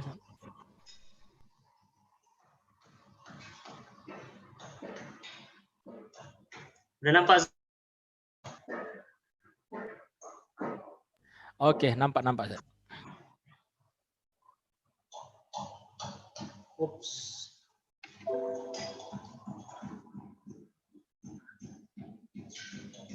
Agak repot sedikit, tapi biarlah. Nah, di sini ada sedikit coret-coretan lah saya buat biar lebih terarah diskusi kita hari ini.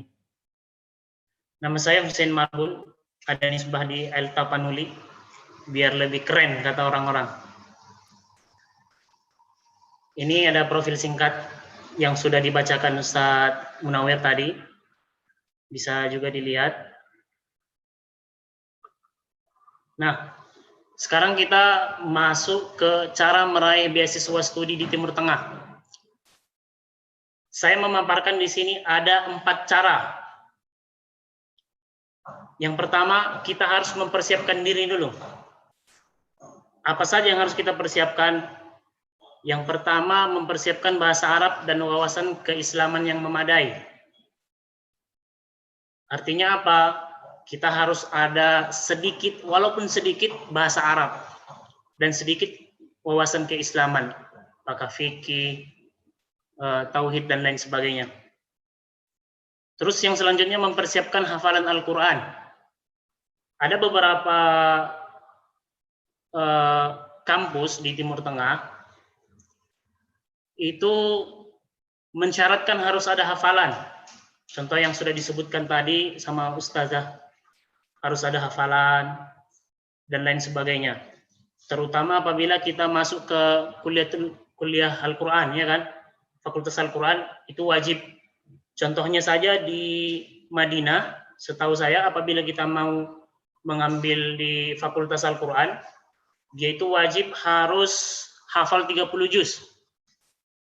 Tetapi bagi kita yang belum hafal, kita bisa mengambil fakultas yang lain. Yang selanjutnya yang harus kita persiapkan adalah mempelajari soal-soal yang mau diujiankan. Ini penting. Banyak kawan-kawan, dia merasa sudah paham bahasa Arab, bisalah kira-kira seperti itu, ternyata dia keliru atau tidak mau mempelajari soal-soal yang akan diujiankan. Itu banyak teman-teman yang mereka tes melalui Kemenak, itu banyak. Yang selanjutnya adalah membiasakan diri berbahasa Arab agar lebih siap untuk menghadapi pertanyaan lisan. Atau kalau bahasa Arabnya mungkin muqabalah lah, ya kan? Ini banyak juga karena dia merasa sudah bisa sedikit dan tidak membiasakan diri sebelum menghadapi ujian berbahasa Arab, akhirnya dia terbata-bata. Dan ada nilai khusus bagi orang yang bahasa Arabnya itu ngalir seperti air gitu. Terutama kepada ikhwah-ikhwah yang kuliah di Abu Ubaidah, ini sangat diperlukan sekali. Biasakan untuk selalu berbahasa Arab dimanapun berada. Maksudnya ya kalau sama teman gitu, nggak mungkin sama uak-uak sana pun kita bahasa Arab, ya kan, susah pula nanti. Terus mempersiapkan keuangan yang memadai, ini perlu. Artinya apa? Harus ada kita persiapkan. Walaupun sedikit. Nanti kita kembangkan lagi maksudnya keuangan yang memadai itu apa. Yang kedua, persiapan informasi. Kita harus mencari informasi universitas apa saja yang sedang dibuka pendaftaran. Biasanya kalau dari jalur Kemenak, itu ada beberapa universitas yang dibuka. Dari Mesir, Sudan, dan beberapa negara lain, Maroko, dan lain sebagainya. Nah ini sekalian langsung ujian seperti itu, Ustaz. Tetapi di beberapa universitas yang lain, seperti di Arab Saudi, di Libya, atau di Turki, atau dan lain sebagainya, itu biasanya mereka tidak barengan gitu. Dan yang selanjutnya mencari kenalan yang sedang kuliah di negara yang ingin dituju. Ini penting supaya kita nggak kagok nantinya. Dan yang selanjutnya memastikan beasiswa atau non beasiswa di universitas yang diinginkan. Maksudnya apa? Kalau kita mau kuliah, kita harus pastikan beasiswanya. Contoh, kita ini orang yang nggak punya, kita pengen belajar di Timur Tengah. Ternyata di sana non beasiswa. Ada contohnya, seperti yang disebutkan Ustadz Henry tadi, beliau nggak mendapatkan beasiswa. Ada juga di beberapa kampus seperti di Urdun contohnya, di sana tidak ada beasiswa. Atau di di beberapa negara lah, di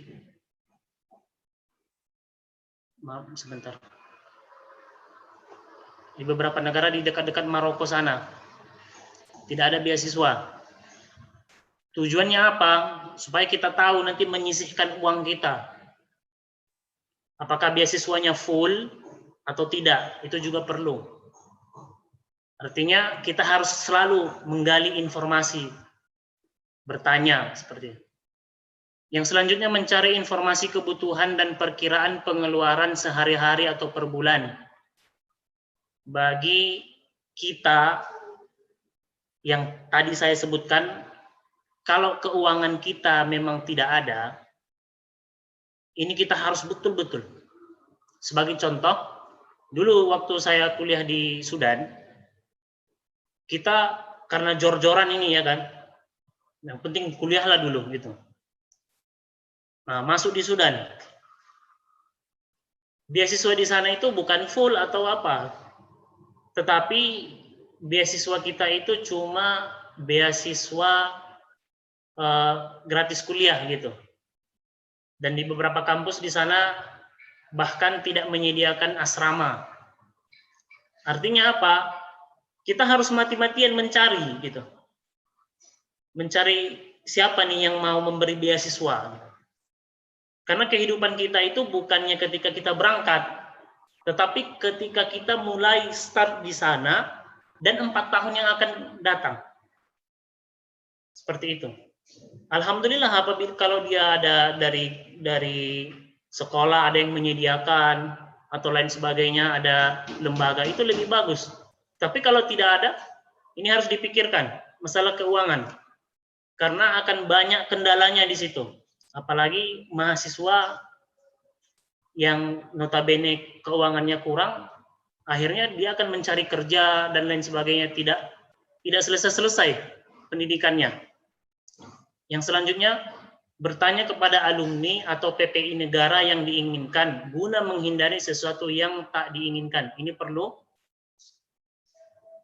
karena ada juga beberapa negara yang masih kita bilang ada perang dan lain sebagainya. Ini perlu kita ketahui juga. Dan supaya juga orang tua itminan, tenang ketika kita berangkat ke Timur Tengah, seperti itu. Terus persiapan yang ketiga, persiapan berkas. Nah, kalau kita sudah punya sedikit bahasa Arab, sudah ada persiapan diri, maksudnya tadi, sudah ada persiapan informasi. Yang ketiga harus persiapan berkas. Yang pertama dan paling utama di situ adalah kita sudah mempunyai paspor. Bohong kita itu mau ke Timur Tengah tapi belum punya paspor. Karena apapun ceritanya, kalau kita mau keluar negeri, kita harus punya paspor dulu. Terutama kalau kita mau mendaftar ke Arab Saudi atau di negara-negara Teluk, itu yang pertama sekali itu paspor. Nggak ada cerita kalau nggak ada paspor. Beda kalau kita mungkin ikut tes dari Kemenak, mereka nggak langsung mensyaratkan ada paspor. Nanti boleh. Tapi kalau kita mendaftar, apakah itu di Arab Saudi kah, atau yang kemarin kita share Uni Dubai, Uni Emirat Arab, dan lain sebagainya, itu harus mensyaratkan paspor. Terus yang selanjutnya, menerjemahkan berkas yang diperlukan ke dalam bahasa Arab. Ini perlu,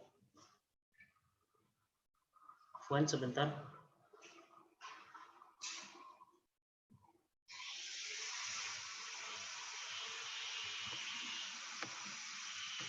Ini perlu untuk persiapan nantinya ini perlu. Jadi bila kita udah punya paspor, silahkan terjemahkan beberapa, apakah ijazah dan lain sebagainya. Yang selanjutnya mempersiapkan data-data seperti ijazah dan transkrip nilai, SKCK, SKBB, MCU, untuk kesehatan, dan juga berkas pendukung seperti rekomendasi, CV, dan lain-lain. Itu perlu juga, supaya kita nanti nggak keteteran. Kita sebagai seorang pemuda contohnya, kita harus lebih jeli dalam menerima informasi, dan harus cekatan seperti itu. Jangan kita menunggu-nunggu, nantilah inilah, enggak. Kalau kita memang betul-betul mau ke Timur Tengah, silahkan persiapkan berkas dengan betul-betul. Dan yang terakhir, persiapan doa. Apapun ceritanya, itu semua ya doa juga nanti pendukungnya. Bahkan itu yang akan sangat mendukung. Kita bisa berdoa atau meminta doa kepada orang tua, dalam artian doa orang tua itu lebih makbul daripada kita. Dan juga kita bisa meminta kepada para asatidzah, para masyayikh dan lain sebagainya, orang-orang saleh, mungkin minta didoakan supaya dimudahkan seperti itu. Dan kuncinya juga kita bertawakal setelah kita berusaha dengan maksimal. Seperti itu, Ustaz.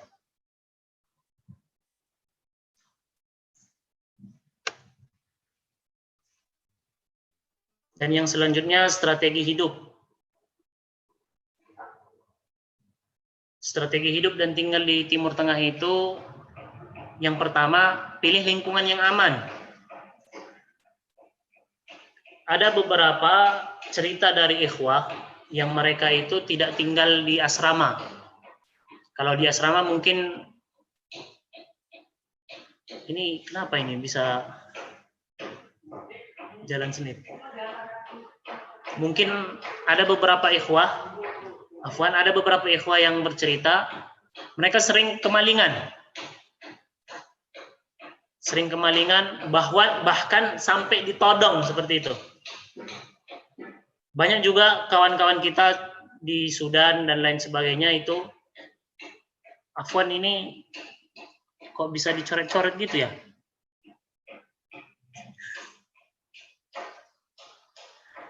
Nggak apa-apa, Ustaz. Nggak apa-apa, coret sedikit, Ustaz. Oke, kita lanjut, Ustaz ya. Lingkungan yang aman itu sangat perlu supaya kita tenang tinggal, tenang belajar. Ada beberapa ikhwah, mereka sering kecolongan, sering tindak pidana lah. Apakah sampai ada rasa seperti mau dibunuh kita. Apalagi di negara-negara yang keras seperti di Sudan contohnya, itu sering. Di Mesir juga. Jadi silahkan pilih lingkungan yang aman kalau kita tidak tinggal di asrama. Bahkan bila kita pun tinggal di asrama, harus jeli juga dengan berteman. Yang selanjutnya, pilih lingkungan yang dekat dengan tempat kajian. Ini perlu supaya rohani kita tersentuh. Dan yang membedakan antara kuliah kita di Indonesia dan di Timur Tengah itu adalah, salah satunya ada halaqah, kajiannya. Kajian ada di mana-mana. Jadi ada dua yang terpenting di sana, di Timur Tengah. Kita bisa masuk kelas, mendapat ilmu, dan kita juga bisa ikut kajian. Bahkan di kajian ini kita lebih banyak mendapatkan ilmu. Ada sebahagian juga ikhwah, dia tidak kuliah, tetapi dia terus di tempat kajian. Terus, talaki terus. Kuliah nanti ketika mau ujian. Ada juga yang seperti itu. Tetapi ada juga yang tawazun. Kuliah iya, kajian juga iya. Tinggal kita memanage waktunya. Dan yang selanjutnya, pilih teman yang cinta ilmu dan kebaikan. Ini sangat perlu dimanapun kita berada. Karena jangan sampai kita nanti terpengaruh. Mungkin kita dari Indonesianya nggak merokok, tapi setelah kita ke sana, bertemanlah sama orang-orang yang perokok dan lain sebagainya, jadi ikut-ikutan. Ini sangat wadah ini di depan mata saya. Ada juga yang dia awalnya tidak suka banyak cerita karena dia hafiz, ya kan? Tapi setelah di sana hafalannya berkurang, ceritanya panjang dan lain sebagainya. Ini sangat buruk. Jadi kepada para ikhwah ini mohon diperhatikan juga, sebelum kita mau berangkat juga harus diperhatikan. Dan yang selanjutnya, hemat dan berbelanja sesuai kebutuhan. Jangan asal beli semua. Ini perlu supaya nanti kita nggak keteteran di akhir bulan. Ya kalau orang tua kita kaya atau kita punya dapat beasiswa yang banyak. Kalau enggak, malulah kita minta-minta sama teman. Seperti itu.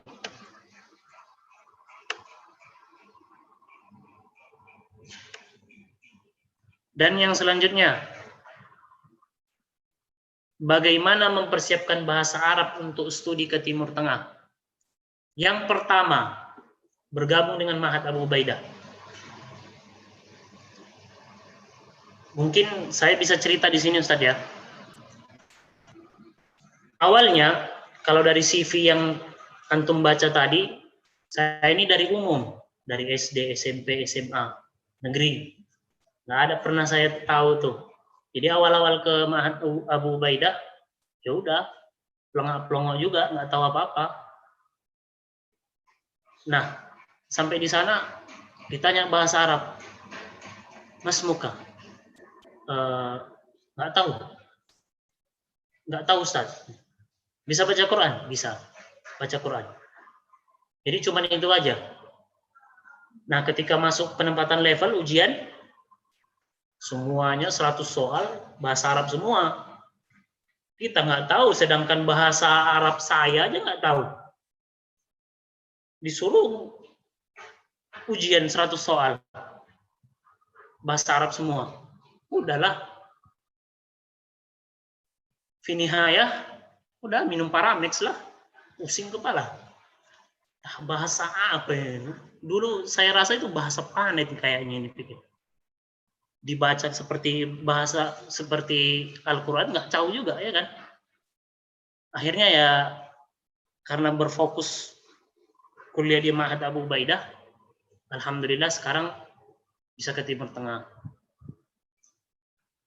Dan alhamdulillahnya juga saya bergabung di Ma'had Abu Ubaidah 3 bulan sudah bisa bahasa Arab, alhamdulillah. Bisa ditanya juga kepada para asatidzah, terutama sama Ustadz Khairul Jamil. Beliau cukup tahu terhadap saya. Bagaimana dulunya saya kuliah dan lain sebagainya. Dan yang selanjutnya, kemauan yang kuat dari hati. Ini perlu. Kalau kita pun udah bergabung dengan Ma'had, kalau nggak kuat kemauan kita, ya udahlah, wassalam lah. Dan yang selanjutnya, tidak malu belajar. Penting ini. Ada sebagian kawan, dulu cerita kan, kita kan dulunya di USU ya kan. Kita kan Ma'had Abu Ubaidah, bahasa Arab. Ketika kita jalan dari asrama masih bahasa Arab, udah tiba-tiba di jalan udah pakai bahasa Indonesia lah. Malu. Padahal orang pun nggak pahamnya apa kita bilang. Malu dia untuk belajar. Padahal ini sangat penting ini. Kita nggak usah malu. Yang selanjutnya selalu optimis dan positive thinking. Kita harus optimis, kita pasti bisa. Pasti bisa. 3 bulan bisa, insya Allah bisa. 3 bulan insya Allah bisa. Yang selanjutnya memulai dari hal yang mudah lalu yang susah. Ini perlu tadarruj. Jangan tiba-tiba baru tamhidi, udahlah mau ngafal ajurumiyah dia. Kan nggak cocok itu. saya pengen cepat-cepat, sini hafalan, sini. Enggak lah.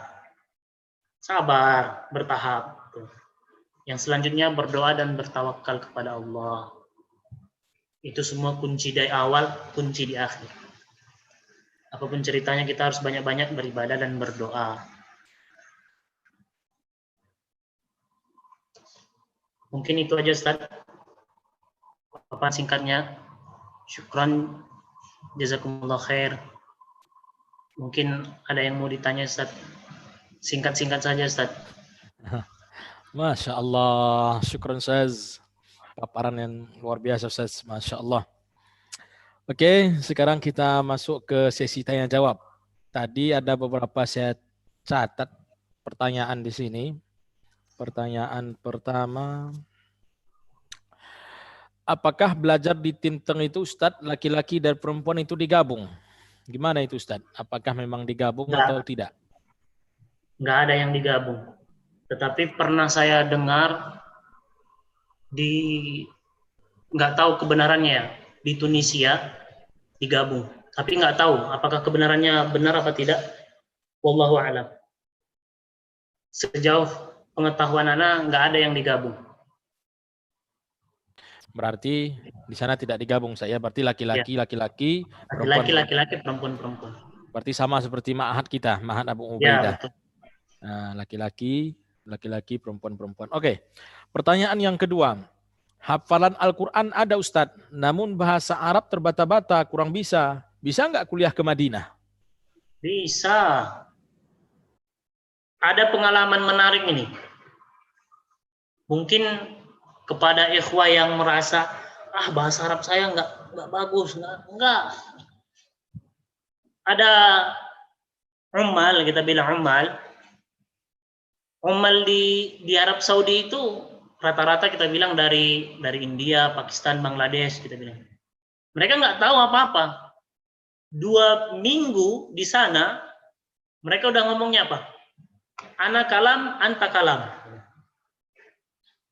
Ana ruhuna, anta ruhuna. Ishtabgo anta. Anta kida. 2 minggu Ustaz. Orang nggak tahu apa-apa. Dia bukan mahasiswa, udah tua. Apalagi kita yang masih muda, udah kuliah di Ma'had Abu Ubaidah. Mereka nggak tahu apa-apa. 2 minggu, anak kalam katanya. Ya kita memang harus betul-betul ini. Yang penting mereka ngomong, nggak malu. Intinya tadi tuh kita nggak malu untuk belajar, itu aja.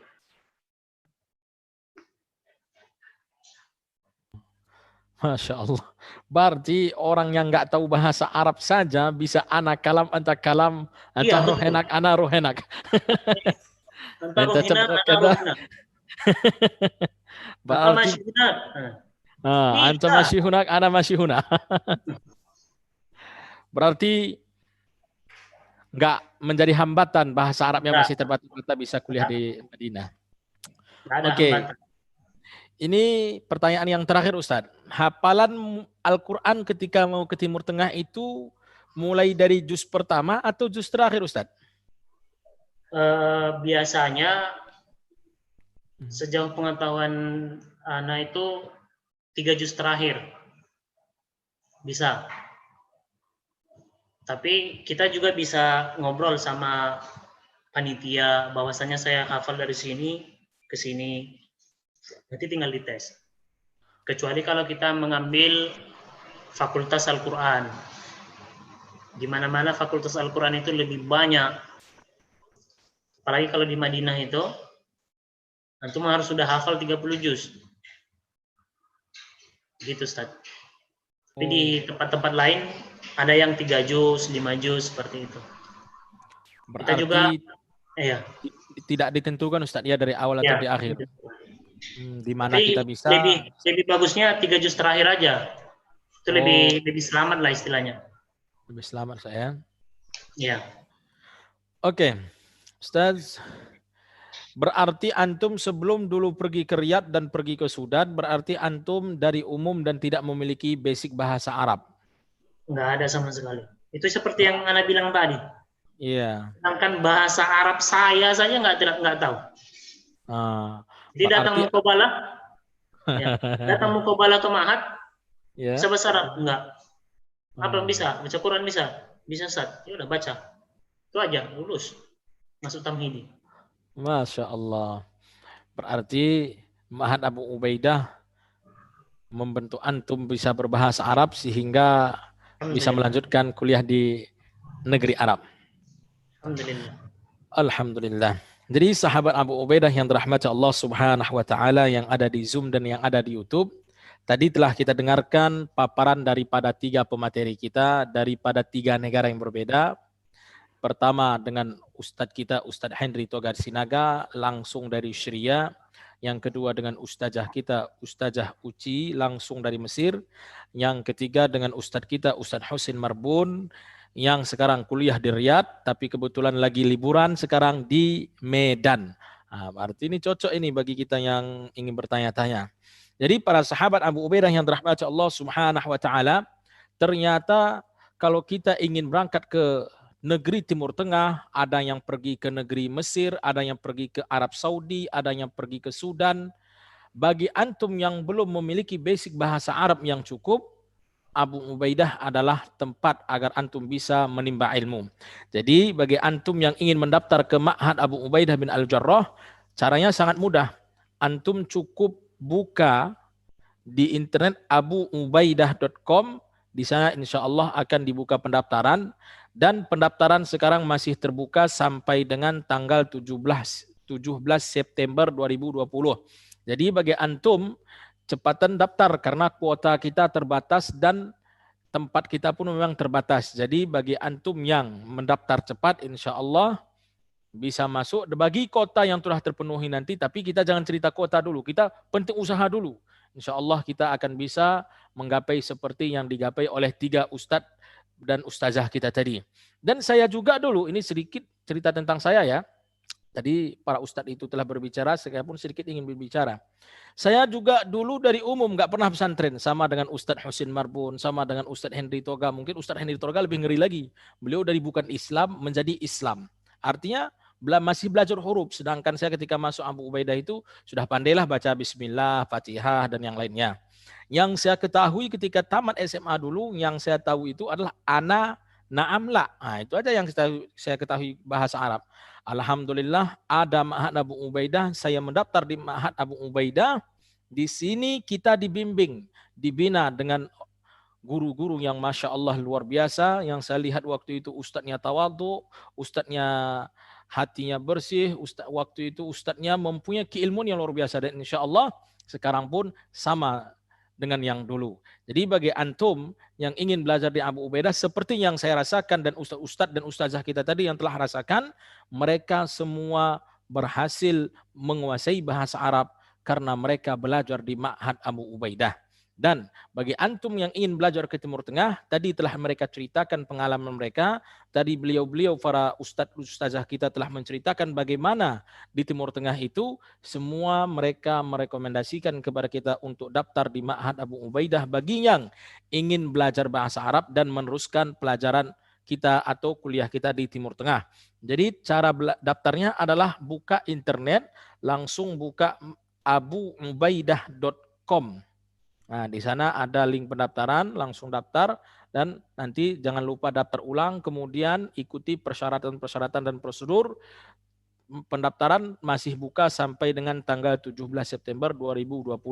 Jadi ikhwan dan akhwat sekalian yang dirahmati Allah Subhanahu wa taala, sahabat Abu Ubaidah yang ada di Zoom dan yang ada di YouTube, semoga kita diberikan oleh Allah Subhanahu wa taala rahmatnya, dan kami ucapkan kepada ketiga para narasumber kita, Ustadz Henry Toga Sinaga LC, dan kepada Ustazah Uci Sufiani LC dan Ustadz Marbun LC, insya Allah semoga Allah Subhanahu wa taala nanti pertemukan kita di surganya, amin ya rabbal alamin, dan dijadikan kita orang yang selalu berada di jalan yang diridhoi oleh Allah Subhanahu wa taala.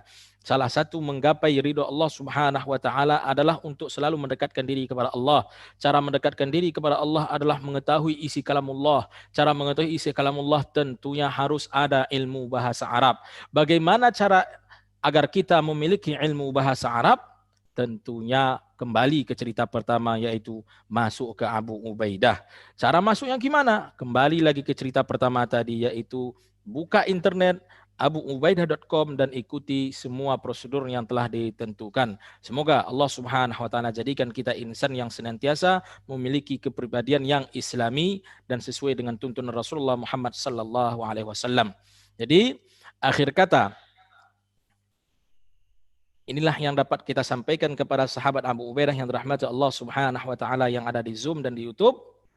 Kita ucapkan Assalamualaikum warahmatullahi wabarakatuh. Waalaikumsalam warahmatullahi wabarakatuh. Waalaikumsalam warahmatullahi